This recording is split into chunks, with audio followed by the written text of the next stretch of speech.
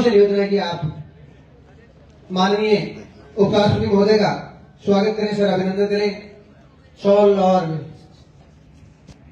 छापे राजस्थान की ये मान और सम्मान का प्रतीक, और ये आपके आशीर्वाद से आपके बहाल पे ये हमारा गौरव है, हमारा एक मान और स्वाभिमान है।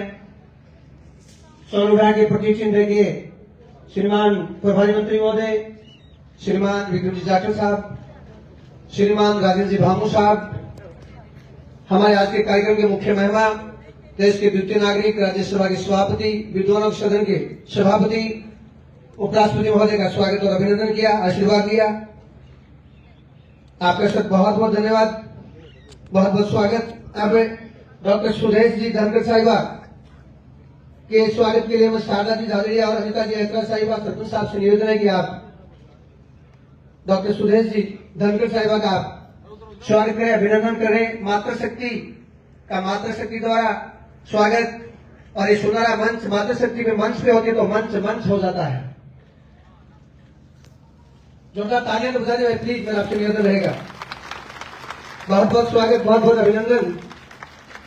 मातृशक्ति का द्वितीय नागरिक और यहाँ की बहन जी, ये हमारे लिए बहुत ही गौरव की बात है। बहुत बहुत धन्यवाद। अब मैं आगे निवेदन करना चाहूंगा, संस्था प्रधान मैडम आए और अपना संक्षिप्त उद्बोधन स्वागत भाषण आप दें। संस्था प्रधान श्री अविनाश गहलोत जी, नवलगढ़ के विधायक श्री विक्रम सिंह जाटव जी, झुंझुनू के विधायक श्रीमान राजेंद्र सिंह भामू जी, और सबसे महत्वपूर्ण यहाँ की सरपंच श्रीमती अनीता अखेरा,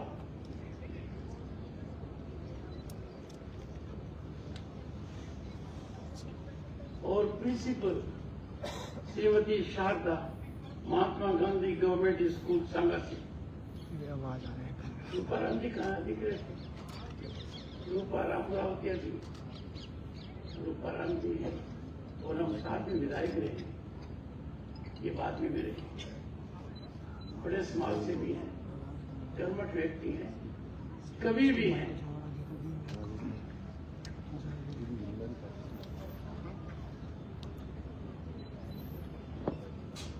मुझे बड़ी खुशी हुई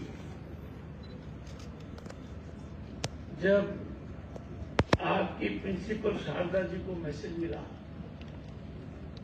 तो उन्होंने बड़ी उत्सुकता दिखाई, और मुझे लग गया कि इस विद्यालय का सर्जन ठीक तरीके से हो रहा है। वो साधुवाद की पात्र है।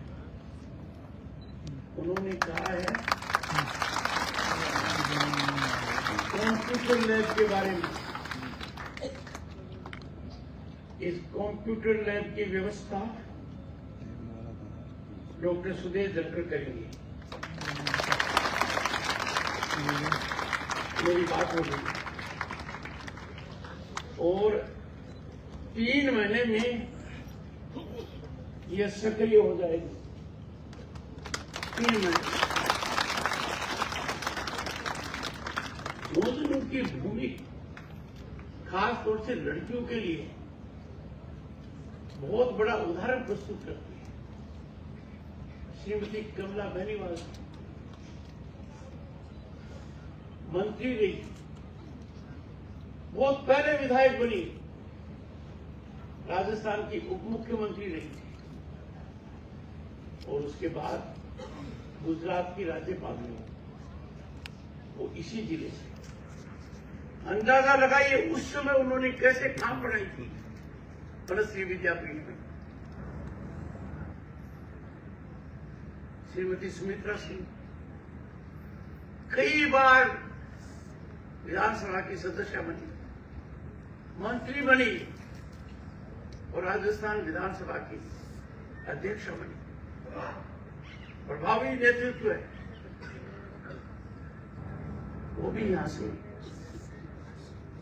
और बनश्री विद्यापीठ से। उसी तरीके से डॉक्टर सुदेश धनखड़ भी बनश्री विद्यापीठ से पीएचडी है। नारी शक्ति वंदन अधिनियम ये कोई छोटा कदम नहीं है।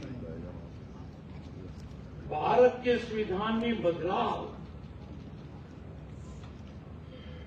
कि विधानसभा हो चाहिए लोकसभा 1/3 महिला होगी, बड़ा भारी परिवर्तन आएगा। नीति निर्माण ठीक होगा, शासन व्यवस्था सुचारू होगी। जो बच्चे हैं वो हताश मत होइए, मैं बच्चियों की बात ज्यादा कर रहा हूं, आपकी भी करूंगा। जब मैं सैनिक स्कूल से तोड़कर गया, मैंने कल्पना नहीं की थी कि सैनिक स्कूल में लड़कियां जाएंगी। अपने यहां भी सैनिक स्कूल है, लड़कियों का एडमिशन सैनिक स्कूल में चालू हो गया है। ये बहुत बड़ा कदम है। कभी सोचा नहीं था कि ऐसी सैनिक स्कूल बनेगी जिसमें सिर्फ लड़कियां होंगी। मथुरा के अंदर एक सैनिक स्कूल बन गई है। हेमा मालिनी जी वहां की सांसद हैं।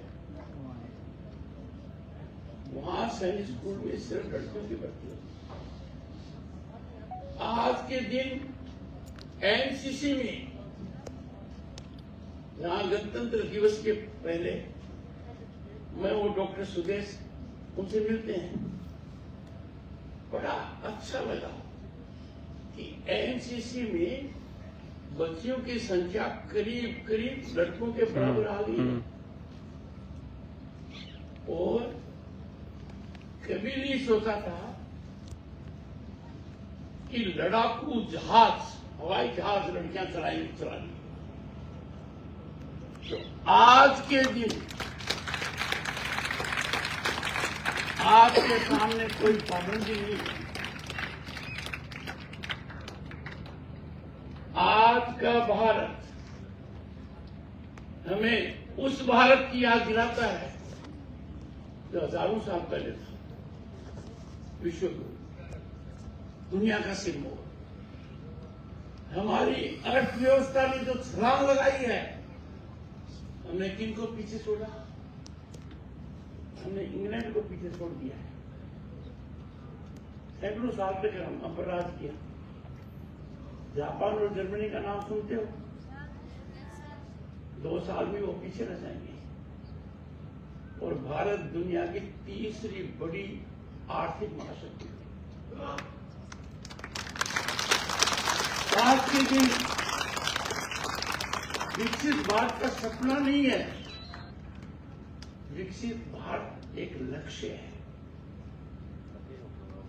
मेरा आप सभी से आग्रह है, आप हर पल गुणात्मक बदलाव अपने में लाइए। जीवन में कुछ मूल्य डालें, अनुशासन का,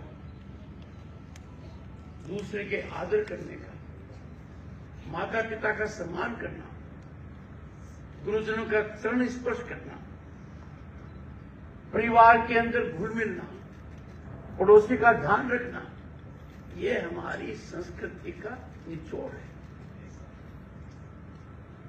हमें जो साधारण कार्य है कि हमें अच्छे नागरिक की भूमिका निभानी चाहिए। हम अपने कर्तव्यों की बात करते हैं तो अच्छा लगता है। अधिकार भी करें, एकत्रित करना चाहिए। भारतीय संविधान में अधिकार भी है, पर कर्तव्यों को हमेशा अधिकारों से ऊपर रखो। रोज कुछ न कुछ सीखने की आदत डालो। आप स्वास्थ्य के प्रति सजग रहिए। यदि अगर स्वस्थ नहीं रहोगे तो किसी और की मदद करने के बजाय किसी और की मदद के काम हो गया। आज के दिन खुद सीखने का भी बहुत अच्छा तरीका उपलब्ध है। आपको ये सब करना चाहिए। मैं एक निमंत्रण दे रहा हूं आपके अध्यापकों के साथ। आप लोग छोटे छोटे समूह में दिल्ली आइए।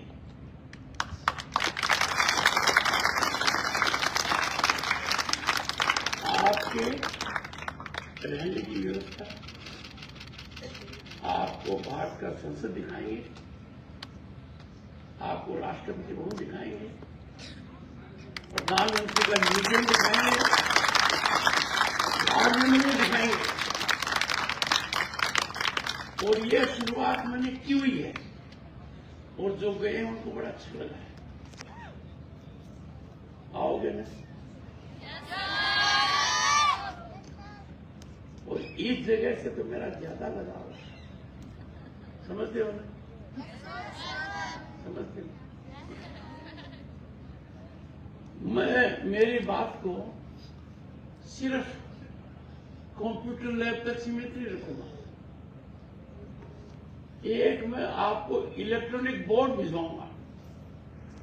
सरकार बाद में अपना काम करती रहेगी, उससे आपको पता लगेगा कि आज का भारत दुनिया में तकनीकी से सबसे आगे है।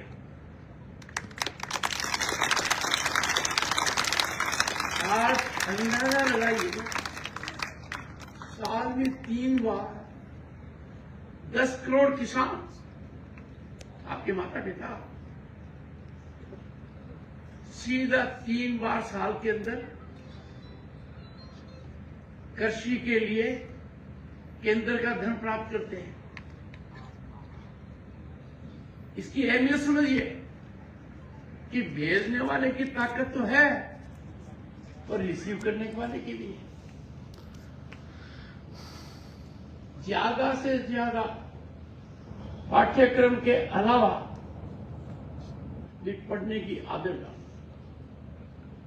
वो जमाना बदल गया जब ये तय होता था कि व्यापार करेगा जिसका बाप बड़ा व्यापारी है, बड़ा उद्योगपति है। खत्म हो गई बात।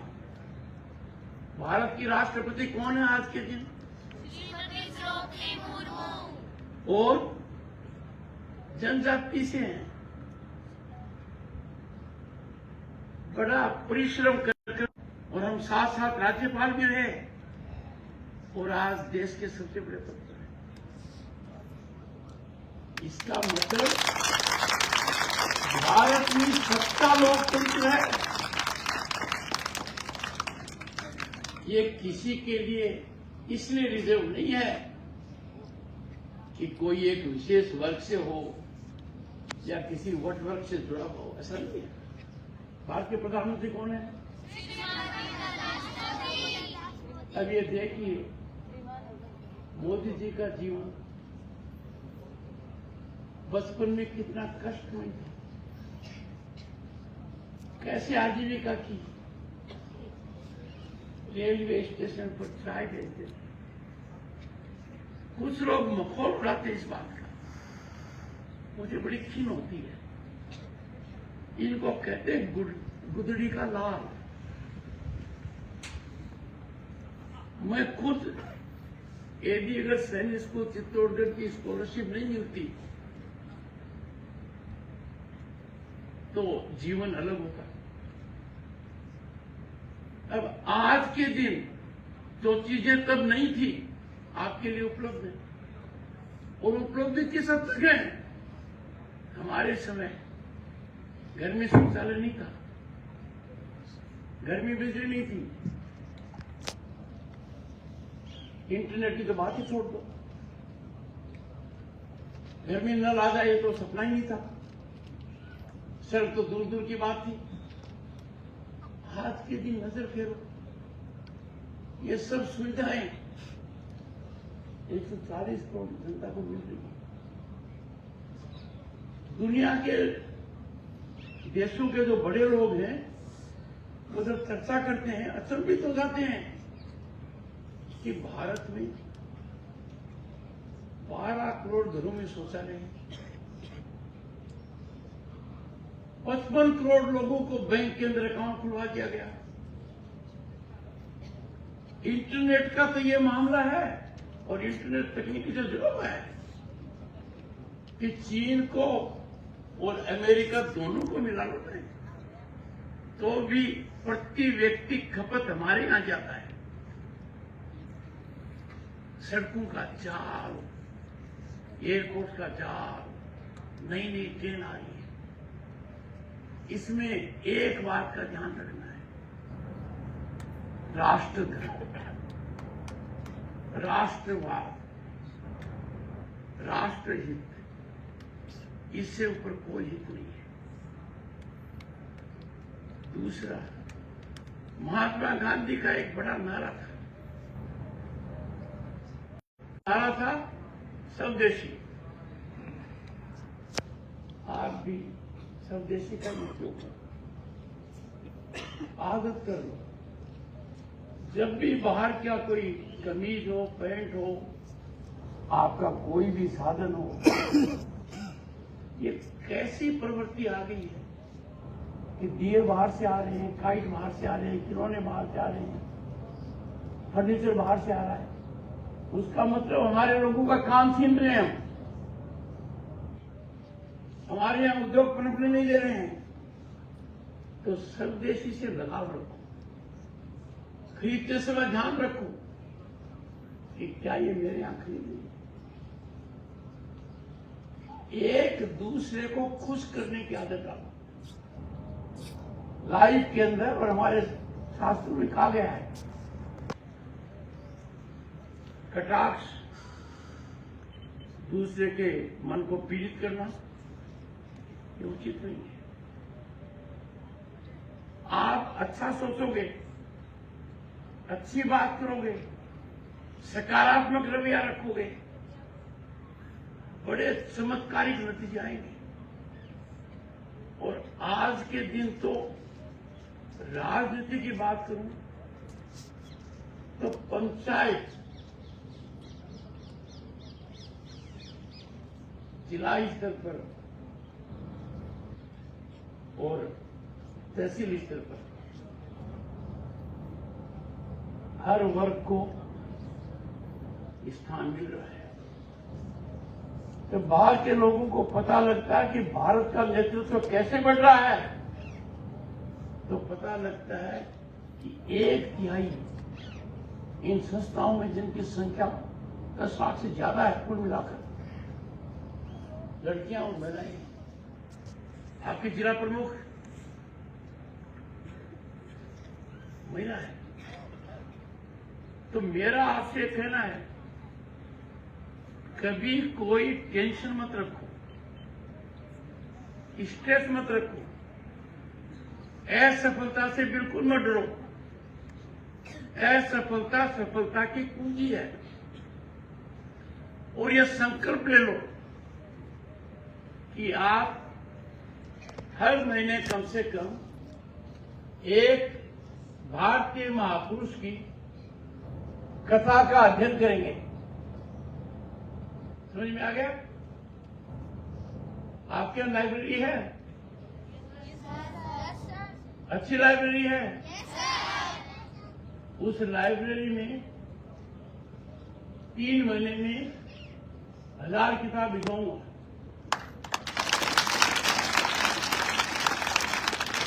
मैंने आपसे कितने वादे किए हैं? कितने वादे किए हैं? मैंने आपसे 4 वादे किए हैं। पहला वादा किया, मेरे पास आओ और मिलो। दूसरा वादा किया है कंप्यूटर लैब का।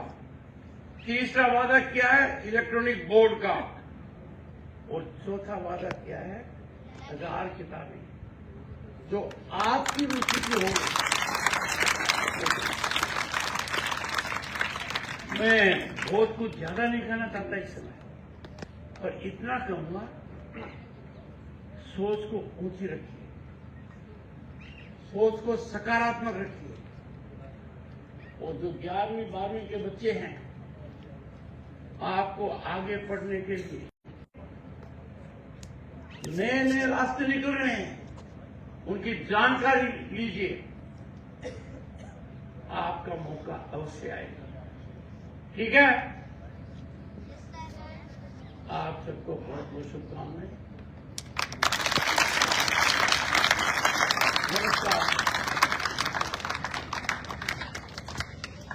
धन्यवाद सर, अभिनंदन। अब सभी खड़े हो जाएं और राष्ट्रगान, प्लीज सभी खड़े हो जाएं राष्ट्रगान के लिए।